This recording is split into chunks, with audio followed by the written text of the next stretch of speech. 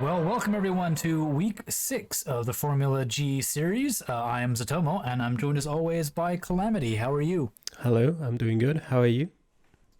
I'm doing great. Yeah, we were in the UK this week, so kind of like Austria, a bit of a smaller country, and one that most drivers were probably a little bit more familiar with than places like Brazil that we had before that. So we should see some good scores. Are you excited about the UK, Calamity? Sort of. Yeah, I've had good and bad experiences playing the UK in the past.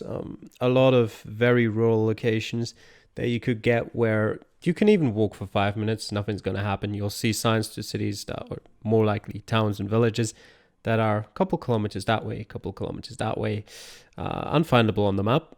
So, well, we'll see if the drivers did better than I did in the past on the UK or if the map was simply more doable. So let's take a look at those locations, actually. Well, at least the very first location was quite nice outside of London, Calamity. Yeah, I'd call it inside of London, but Wow, yeah. yeah, that was definitely you didn't even have to move technically. Once you spawned in, you start in front of the Kilburn station, and there's a sign right next to you to your west that says Kilburn High Road, London. So that made it pretty easy. Kilburn High Road is not too difficult to find, especially if you realize that Kilburn is a suburb of London. So yeah, that made it pretty easy. I think I walked uh, a short distance, maybe 500-600 meters, just to confirm that I was in London because I didn't see the sign I talked about just now while I was playing it, but only afterwards checking location. But yeah, I don't think anyone was having many problems with that location. Yeah, I mean, in we get technical about it. There's the city of London, which is very small, and then there's like the London metropolitan area, which is kind of like, Tokyo or Los Angeles, kind of the sprawling cityscape. So there's a little bit of difference in that, but most of the signs and whatnot are usually marked well enough that doesn't come into play. But yeah, so those suburbs or other neighboring cities are well labeled, so it makes it pretty easy to find. And then for round two, also a pretty major city in the UK and urban location again. Starting right in front of a Sainsbury's. Um, that's also something that I usually only ever see in the UK, that you start in sort of parking lots of supermarkets. It's either a Sainsbury's or a Tesco's, either one of those. But yeah, They must be slipping Google some money there to make sure that Google car parks there for a bit. yeah, the location itself, again, not too difficult. I think I walked even less distance than I did in London. Um, Although I've forgotten just now, let me actually check what it was that I saw. Probably either something like a road number, which always helps, or just signs towards Birmingham, Wolverhampton, any of the closest cities, really.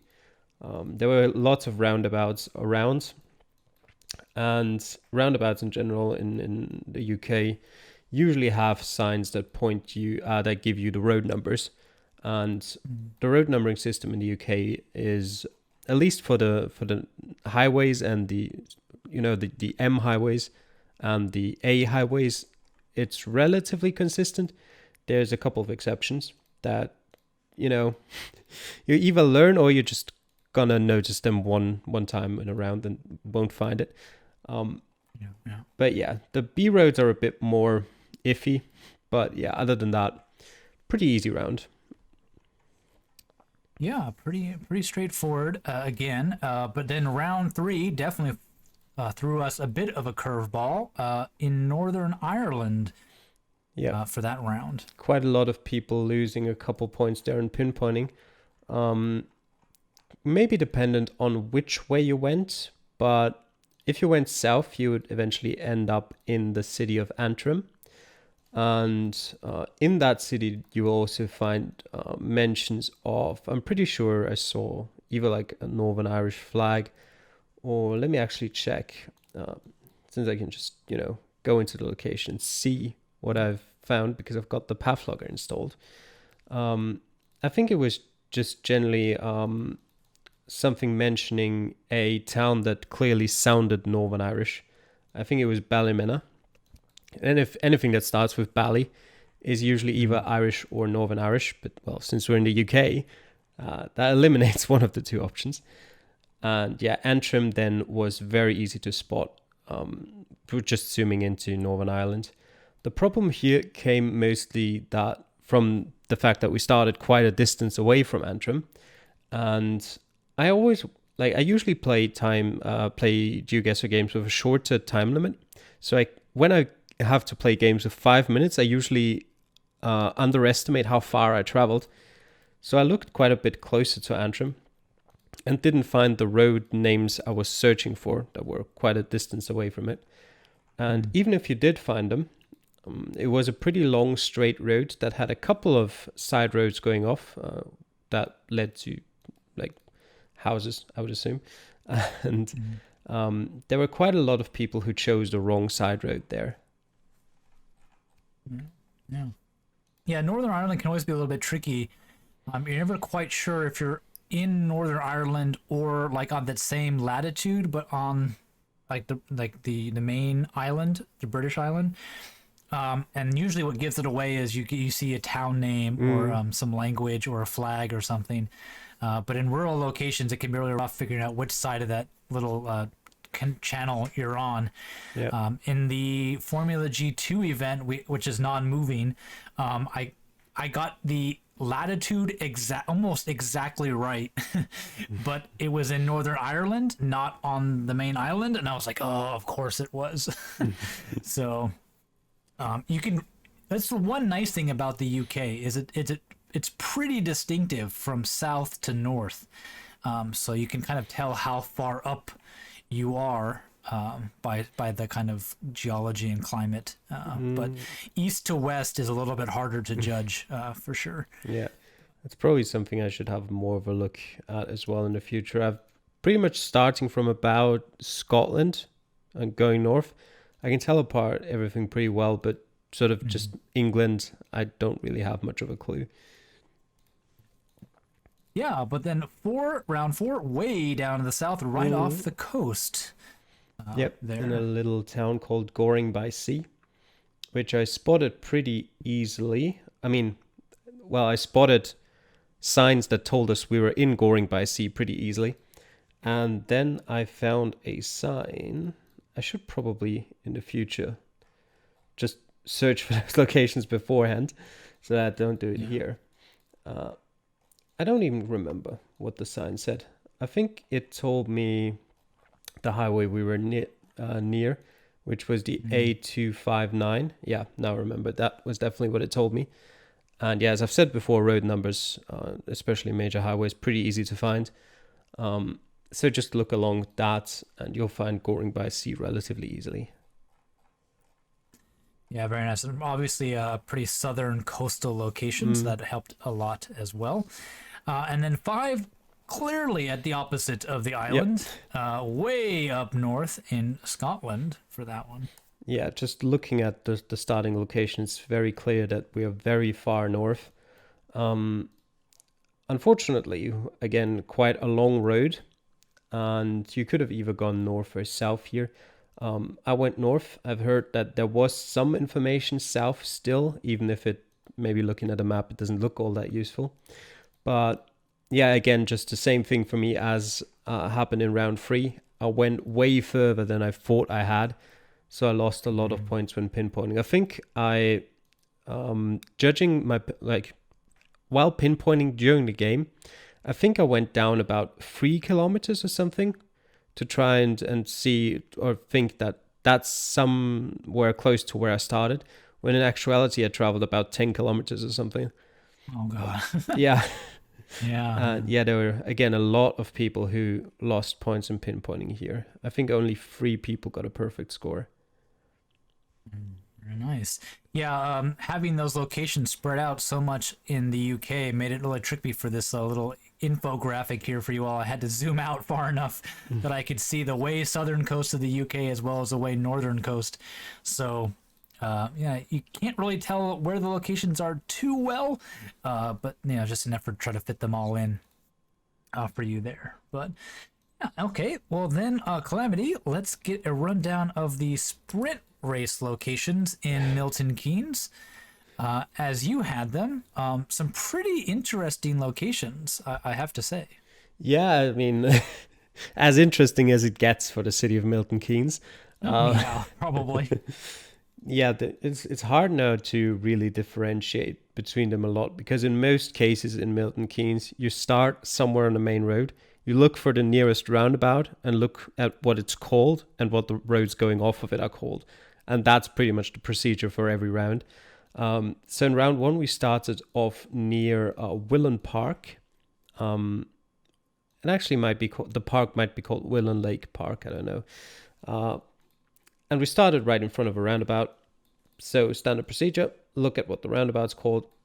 In this case, Pagoda Roundabout. Look at what the roads going off of it are. In this case, the one to the left, or to the west, I should say, for example, was the H5 Portway.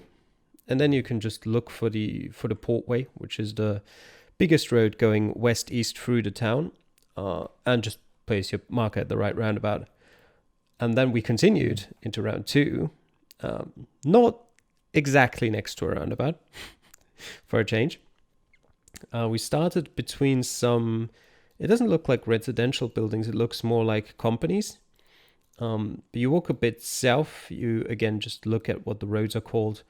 Or alternatively, if you have the time, you can walk either east or west and you're going to find another roundabout, because it's Milton Keynes. And that wasn't too hard to pinpoint either. There were there were a lot of POIs there on the map, and you could see some of them in real life as well. Then we came to round 3, which was my downfall, because unfortunately, the roundabout south of our starting point in round 3 is pretty much the only one in Milton Keynes that isn't named on the map. But it is named in, there's a sign there at the roundabout that tells you what it's called. So I knew what the road going north-south was. I found the sign for that pretty easily. So I continued along that road, along Saxon Street, and was looking at every single roundabout, and I couldn't find the one with the right name, obviously, because it's not named on the map. And I did look at the right roundabout, but again, because it's not named, I didn't think too much of it. And then I sort of walked around the roundabout and looked at what the West-East Street is called.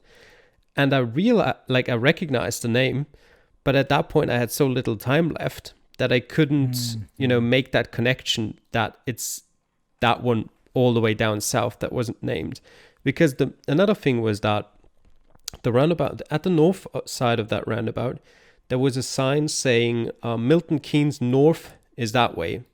And usually if you see a sign that says north is that way, you expect to be somewhat close to the north, And, well, we were about as far south as you can be in Milton Keynes. So, yeah, that didn't help. Then, round 4 was, again, relatively close close by to round 2, but not too close to be a bad location. But yet I was at a gas station. Again, close to roundabouts, because it always is. And, yeah, pretty easy round. Just, again, look at what the roads are called, look at where it is on the map. People probably didn't have any issues with that, I don't suppose. And then we had the second round where people presumably had problems, because I've seen a couple of people say that they didn't quite enjoy this location all that much. I mean, I say enjoy. They might have enjoyed it, they just didn't find it. But yeah, we were in suburban... in a suburban maze, so to speak. It actually looks quite funny if you look at it on the map. You can't see it here, but you sort of have two circles that are connected, and in the middle of that connection there's a road that goes off of it. So at the start I found my way out of that pretty easily, and eventually I went to a school that said Bradwell something school, and Bradwell was sort of a district of Milton Keynes. So for me, it wasn't too difficult to find. But once I'd found that and I was looking around Bradwell, with like 10, 15, maybe 20 seconds left even, I went back to the start and tried to get out of that starting area again, and I just couldn't find that side road again. I was just completely lost. I hate when that happens. You get just stuck in this maze and you're like, oh, I found something. Like, wait a minute, I have to go back to the start and try to find it all over again. Like, oh God, you waste so much time. Yeah, because it was, you normally think like, if there's a circle or a roundabout somewhere, that's probably where the road that leads you out is going to be located at. Yeah. But in this case, it was between the two. So I was just going from one circle to another and back and forth and just couldn't find the way out anywhere. But in the end, because of that, I think as well, I realized it had to look something like this. And I found it on the map with like 1 second left and put my marker there. Very nice. Yeah, I didn't play this sprint location, but I played a few practice maps of it and then on stream, and it's a very interesting city. We got lots of interesting landmarks around town. If you ever play a Milton Keynes map, downtown is kind of very interesting kind of itself, but it's kind of surrounded by parks on the outside, which can get confusing because you're like, oh, I'm in a park. Oh God, which one? And so, but it also can help you because if you find the name of it, that can really help you search for things as well. So it's a nice city. Check it out. Milton Keynes is home to what, Silverstone? Is that what it's called? Sort of. Silverstone is a different village that's very close to Milton Keynes. Milton Keynes itself is probably most well known for housing the Red Bull factory. The team is based there. Okay, very nice. Okay, well, let's see how the drivers did on those locations in the feature and sprint race. With the feature race first, quite a day for Scanstrom. Tala and Paula and Orpheus 57 taking first and third position, with Mr. Blue for Katsa Rivatsa in second. Symbolic Simi and Deep Thought rounding out that top 6 or so, as we should see. A pretty good day for FGT. Calamity, you and Wickham, who is British, I believe. Still Finnish. Or English. He's Finnish. He's got a Finnish flag. Twice now, right? Yeah, you messed it up twice now. I don't know if maybe he has British heritage that I'm just not aware of, but he's definitely using the Finnish flag. I want to go and look on my team stats, and I swear somebody has a flag, and I'm just confusing him with them. Probably. He does have a Finnish flag. I'm just going crazy. Who is it that I'm thinking of? Of course, I'm gonna spend 5 minutes trying to find them now. maybe you're thinking of Ben. Oh, maybe I am. Yeah, because he is, and Clutch was. The other two people who got kicked out of the competition were British, so they didn't even make it to their home race. Yep. Okay. Unfortunate. Never mind. Anyway, down there in 7th and 8th together. Max closed. And Jack, some pretty high performance the week before, not doing too well in the bottom half, out of points, I think, for closed for the first time in a couple weeks, if not the entire season, for him. Yeah, it was definitely a pretty good week for us as FGT Racing in terms of positions. Unfortunately, 7th and 8th, while it is good positions, it doesn't give you many points. I think that's 7 points combined you're looking at there. So in a grand scheme of things, as we'll see when looking at the standings, it doesn't help out too much. But yeah, it wasn't too bad. Maybe a step forward, a step in the right direction. You can also see there, just based on sort of that all of the scores down to 17th place are all relatively high. That there was not a single location in there that was completely in the middle of nowhere, that had no signs whatsoever, or no useful signs whatsoever, which made pretty much everything come down to pinpointing. Not necessarily just pinpointing for 10, 20 meters, but sort of you're in this city, now you just need to figure out where in this city you are, that kind of thing. And sort of I say this every week, but sort of the usual people did very well at that. I'm not quite sure. I don't think I've seen Deep Thought that high up that often. But he's shown that he can put in good performances in the Reddit League before. So maybe he's just more used to the UK than some of the previous races we had. Yeah, definitely. One thing to mention is Tal Impala did get a perfect score, the only one to do so. So he does get those 5 bonus points, which we'll see on that those standings in just a bit. Before we get to those, though, let's take a look at the sprint race, which, despite its shorter time and small size in the map, we had a very good scores for the top 5 at least. 3 perfect scores here, Calamity. Stymphalex or Giovanni, Berryfish Bear, and Mr. Blue closed, just missing out on that 25k by only a few points, 170 something. And Shumi Obolosa also putting up a very good score for Opava here. Yeah, to me, like the sprint race in and of itself, if you had maybe not the shortest or the second shortest time limit, was generally mostly a case of, did you find a location or didn't you find a location? If you found a location, you probably got 5,000 points. If you didn't, well, you probably didn't get all that many points. Unless, of course, as I said before, if you've got a very short time limit, you might have not had the required seconds, the last few seconds, to pinpoint your location accurately. And yeah, you can see that sort of reflected there with the 3 people with perfect scores. And then if you look a bit further down, you've got a lot of people that are sitting around the 20,000 or like slightly over the 20,000 points mark, which I assume in all of those cases is just 4 perfect scores and then 1 location these people, me included, didn't find.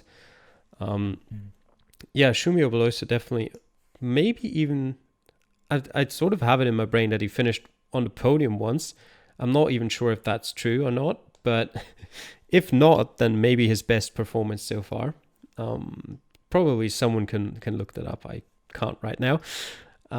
Yeah, other than that, he was 3rd in the feature race in Canada. Yeah, so I did have it right in my memory. But then his second best result so far. Yeah, Opava can use any points that they can reasonably get to somehow get themselves out of last place in the constructors standings. Yeah, other than that, Tal Impala from first in the feature race to last in the sprint race. And, well, being first in the feature race this week, he'll have the shortest time limit for next week in the sprint race there. So might not change much for that week. But, yeah, apart from that, nothing too surprising there, I think. Yeah, one thing to note is Giovanni did take first, but he was way back at P15 for the sprint race time. So for Berryfish Bear and Mr. Blue, they were very close to the front, P4 and P6. They had around 2 minutes or 2+ minutes to do the sprint race, but Giovanni had about a minute less than they did. So he had less work to work with, and he did just as well. And then other people around him were all in that top half of that those time allotments for the sprint race. So he outperformed quite a few drivers indeed, to be only 11 meters off total. So definitely big props to him for that performance. It's something we want to try to do a little bit better, is show you guys how much time they had for the sprint race, not just their score. And with the bye week coming up next week, we'll have some time to put that together for you. But until then, just to let you know, yeah, Tal and Jack are way down because they had very little time to work with, as well as Closed and Simi and the like towards the middle of that pact. So let's take a look at what all that means for the standings in week 6. We are definitely past the halfway point now. I think we only have 3 more weeks. 4 to go. 4 more weeks. We do have 10 weeks. That's right. 4 more weeks to go. So at this point, Closed retaking the lead after Jack had some kind of a very rough showing in the UK for him, with 142 points for Closed, but he does keep second place Jack, 131. Max, of course, right at his heels with 130. Tal Impala and Mr. Blue rounding out that top 5. Towards the bottom, shouldn't be too unfamiliar, those names tend to be around the bottom. It is worth noting that Sir Lemons is a reserve driver who got promoted, so he's doing quite well for himself, missing about half the season. And you'll notice that my name is now on here officially because I have now taken over as a secondary driver for Chariot, with Manislav Geo getting 3 red cards. So I'll try to see if I can't beat Slovak or a Redect here by the end of the season. That's my goal. Given I only have a few weeks to make any points at all, so we'll see how I can do. But yeah, anything from you here, Calamity? Yeah, it's getting a bit closer again. Neither Closed nor Jack nor Max with particularly amazing weeks. So Tall Impala with his win in the feature race, and Mr. Blue and Giovanni just doing relatively well in, I think, both races. They're sort of making up a bit of ground here and making sort of a top 6 out of the top 3 that it was before. Apart from that, I think a lot of the gaps have shrunken quite a bit. They were starting to form, but they're coming together again. And yeah, I think sort of down to about 11th place is sort of the people where you could reasonably expect them to still mount the title challenge if everything goes their way. Realistically, I'd say probably we're down to the top 6 who've got a good chance at still becoming champion. Yeah, Simi hasn't really shown too much in this competition. He's been kind of outclassed by his other driver in Oberhausen, but with Closed. And still this Nick and Berryfish Bear have put up very good scores, but then the next week they seem to almost disappear. So they're kind of either hot or cold, which kind of gets them a lot of points, but then prevents them from really mounting a challenge because they don't have that consistency that some of the other players do. And yeah, definitely Mr. Blue and Tall Impala coming into their own and rushing towards that top and giving the top 3 something to think about for sure.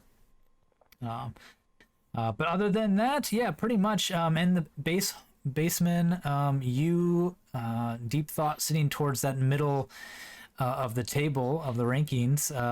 Kind of good weeks, some sort of bad weeks, but no great weeks quite yet. So we'll be looking for something out of you guys in the next couple weeks after this bye week for sure. I think that's been the main problem for me so far, is that I've had a lot of decent weeks where I've been somewhere between like 6th, 7th, 8th, 9th, around those positions, but they just don't give you very many points. And I haven't really had many. I think I've had 1 podium, so I haven't really had many standout races so far. Where did you get your podium? I can't quite remember. I know I did get 1. You don't forget that. Oh, yeah. You got a podium in the sprint race in Canada. You were 3rd. That's it. Not bad. But you were 4th in Australia. So that's not too bad. You were double 4th in Australia, both the sprint and the feature race. So that earned you quite a few points. But that's points, pretty much it. Yeah, just getting good results, but no first place, no second place, no big points. Yeah, I mean, I think that's really what's happening to people like Deep Thought and M the Basement and you, and even Simi, is you've got really good scores, but nothing really just make you stand out and earn those big money points at the top of the tables that you really need to mount a challenge. So, okay, well, let's look at how the teams are shaping up. Oberhausen keeping that top spot. Seems to be very hard to unseat them. But Scanstrom gets a big jump up in the table thanks to their drivers' performances this week, as well as Katsurivatsa. So Nordhagen and Lancaster kind of suffer for that. Bamberg had a bit of a spurt towards the top, but then with Jack having a bit of a rough week, drops back down to kind of mid-table there. Octane, Chariot, FGT, and Opava finish out. Despite your very good rounds, Calamity, as you were mentioning, FGT fell in the Constructor Challenge. So kind of just shows you, even if you earn a few points, you got to earn those big points. Otherwise, you're still falling behind the kind of the curve, so to speak. So and you always, not always, also see there, you kind of still need 2 people to perform really well. No offense to M. Wickham, of course. He's doing his best as he can. But you see sort of FGT Racing and Bamberg Sport especially as well, with pretty much just Jack picking up points. I think Redirect is on 1 or 2 points and hasn't played in a while.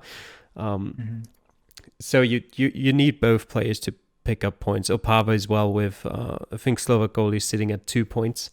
So if only one of the drivers is getting a lot of points, then you're never going to challenge towards the top anyway. Yeah.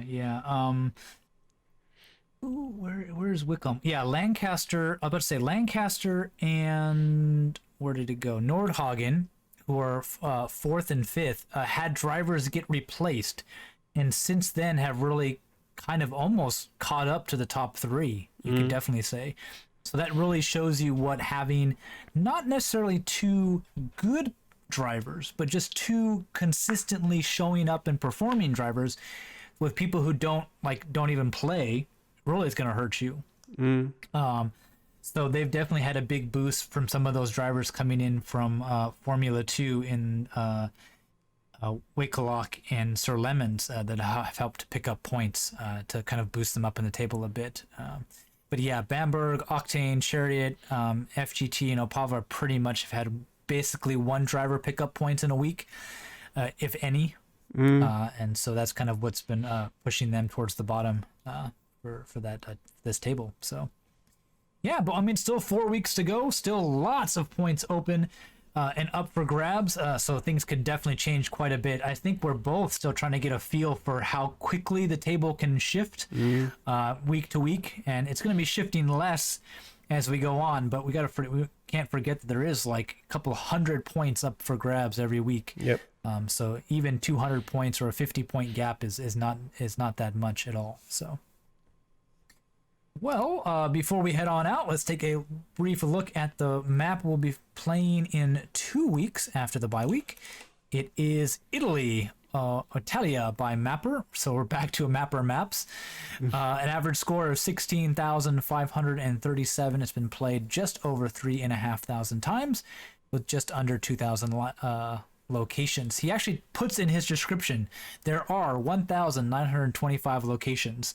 So a lot of times I just have the number that Geoguessr gives you, and it's kind of rounded. So I know exactly for this one though, because Mapper gives it to us with 152 likes. And the sprint race will be taking place in Milan, a very interesting city in Italy for sure. So yeah, your take on Italy and Milan, Calamity. Yeah, Italy is kind of a bit like the UK in the sense that you can land in very rural locations that, other than the UK, might often even have the road number for you, but it's just not going to help you much because there's not really much order to the Italian road system. And searching for one of those numbers can be really, really hard. And you just, in most cases, are not going to find it. So you're going to need a good feeling of which sort of general area you are in Italy, whether you're, further north, somewhere in the center, somewhere south, maybe in Sicily or somewhere like that, or maybe even in Sardinia. Could be quite fun as well if we get a location there. And Milan is interesting. It's a pretty big city, and it doesn't really look to have that much to help you. I don't know how often you see sort of district names around. I've not played Milan enough for that to know that. But if you don't see those around that much, then, well, good luck. It's not going to be easy. Yeah, Milan is sort of divided into its little districts. Like, if you look at the map even, they seem to almost outline themselves at times. But you have to know where you are, though. That's the thing, and that can be harder to find than you would hope for. But if you do manage to find those names, or maybe even recognize some of the landmarks in the more downtown area, that could definitely help you with that. But if you see the Colosseum. Yeah. Oh, that's in Rome. Well, the Colosseum is in Rome. Yeah. It won't be in Milan, but yeah, if you do see the Colosseum, you know exactly where to go. Something's gone wrong. Yeah. But yeah, definitely knowing the region, like know where your mountains are, know where your valleys and kind of lowlands are, can really help you. But my problem is I always get what is it, the SP road or SR, something like that, which is the SS. smallest, which is the smallest level. I think, SP is the smallest level. yeah, I think SP is the smallest, yeah. And those numbers repeat for each state. So SP 50 is going to, there's one in every single state. So Yeah. I'm like, oh, I found SP 50, and it's like, oh, but you're in the wrong state. So Yeah, SP is Strada Provinciale, so provincial streets, similarly to the department streets in France. yeah, which can be very hard to find because they're so small. Yeah, the bigger roads aren't that bad. There are, so those are little bit better. But yeah, again, a very long, narrow country. So knowing your north from south is going to be a big help here, especially those islands, how they can be very, very different from the kind of the mainland there. So yeah. Okay, well, that'll do it for us. Thank you all for watching. Enjoy the bye week. Kind of take a break a little bit. Maybe refresh your brain on some Reddit League, because that's about to start here in a couple weeks, the preseason at least. So you can go back and check out all those matches to kind of get yourself excited for that coming up. And yeah, we'll see you next time. Take care. Bye.